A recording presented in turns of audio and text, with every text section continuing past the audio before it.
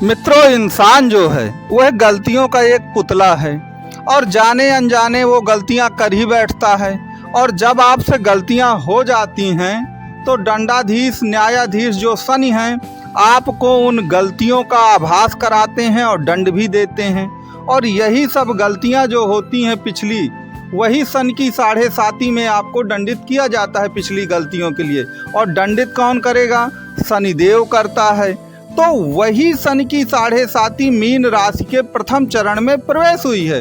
और सबसे बड़ी बात कि 7.5 क्यों खराब है मीन राशि के लिए, कि एक चीज याद रखिएगा कि शनि जो है वो वायु तत्व प्रधान ग्रह हैं। और जो मीन राशि होती है आपकी, वह एक प्रकार से क्या जल तत्व प्रधान राशि है। और जल और वायु की ज्योतिष में दुश्मनी होती है।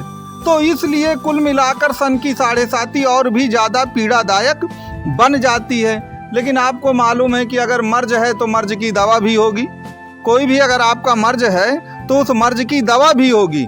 तो वास्तव में उस मर्ज की दवा क्या है सन की 7.5 को? और ऐसी कौन सी दवा है जिसके कारण सन की 7.5 को मजबूर होना पड़ेगा आपके सामने, बिल्कुल यू टर्न लेना पड़ेगा। और सन की 7.5 आपका कुछ भी नहीं बिगाड़ पाएगी। इसके लिए आप अंतिम तक पूरा वीडियो जरूर देखिए। और मेरा आपसे निवेदन है कि आप वीडियो को लाइक, शेयर और सब्सक्राइब करना कृपया ना भूलिए।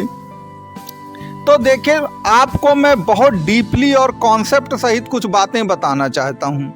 जब भी आप किसी को अपनी कुंडली दिखाते हैं तो अक्सर क्या होता है, कोई कहता है कुंडली में शनि खराब है, कोई कहेगा बृहस्पति खराब है, कोई कहेगा राहु काल सर्प दोष बना रहा है, कोई कहेगा शुक्र नीच का है तो जिसके कारण शादी ब्याह में दिक्कत आ रही है, कोई कहेगा बुध खराब है तो व्यापार नहीं हो रहा है।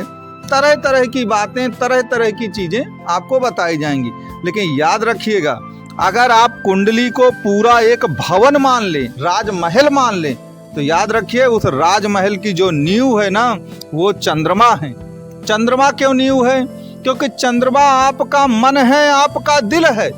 और यदि मान लीजिए कि आपका मन और दिल टूट गया तो चाहे आपको सोने के महलों में ही क्यों ना रख दिया जाए, आप जीवन में कुछ नहीं कर पाएंगे। और यदि आपका मन और दिल बहुत मजबूत हो तो चाहे आप झोपड़ी में भी रहते हो तब भी आप महलों में पहुंच जाएंगे अपनी मन और दिल की ताकत के कारण।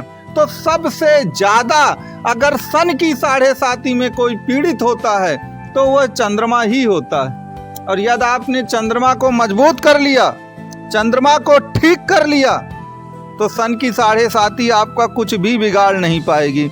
इसलिए हमेशा ये याद रखिए कि चाहे सन की 7.5 हो या ना हो, चंद्रमा का मजबूत होना बहुत जरूरी होता है कुंडली में, वो भी मीन राशि के लिए। क्यों होता है वो भी मैं आगे बताऊंगा आपको। और सन की 7.5 में तो चंद्रमा पीड़ित ही होता है, तो मन और दिल तो टूटना ही टूटना होता है। तो अगर आप नहीं चाहते कि आपका मन और दिल टूटे तो आप चंद्रमा को मजबूत रखिए। अब मैंने कहा कि मीन राशि वालों का दिल ज़्यादा टूटता है चंद्रमा के कारण। क्यों? क्योंकि आपने देखा होगा मीन माने मछली होती है और पानी में रहती है। अब पानी इमोशंस का प्रतीक होता है। ये बहुत इमोशनल लोग होते हैं। और जानते हैं आप, जो इमोशनल व्यक्ति होता है ना, उसका दिल सबसे ज़्यादा टूटता है।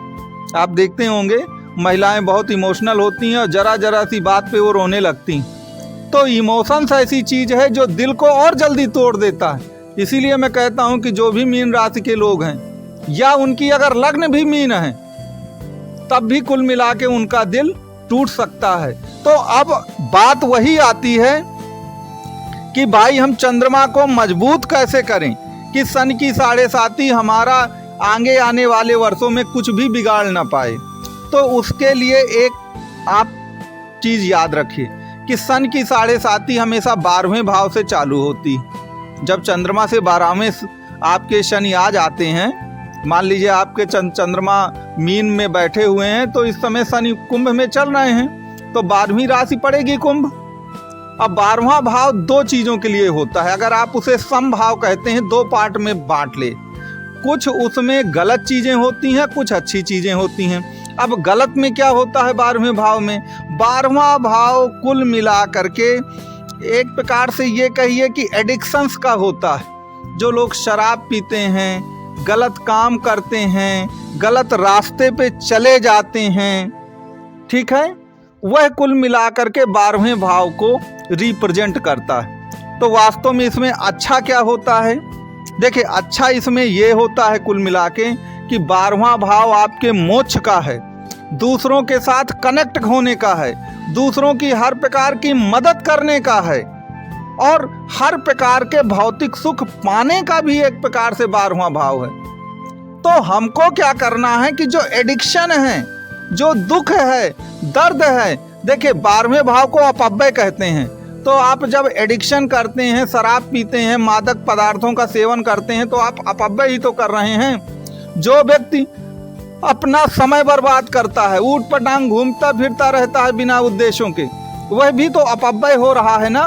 तो जो भी अपव्यय है, हानि है, वो सब 12वें भाव में आती है। और जब सन की 7.5 आती है ना, तो ये चीज़ें एक्टिवेट हो जाती हैं। क्यों एक्टिवेट हो जाती हैं? क्योंकि मीन राशि वाले इमोशनल बहुत होते हैं और जब भी कुछ बिगड़ जाता है तो दिल से टूट जाते हैं। और जब व्यक्ति निराश हो जाता है, गम में डूब जाता है, तो आपको मालूम है कि वो किस दिशा में चला जाता है।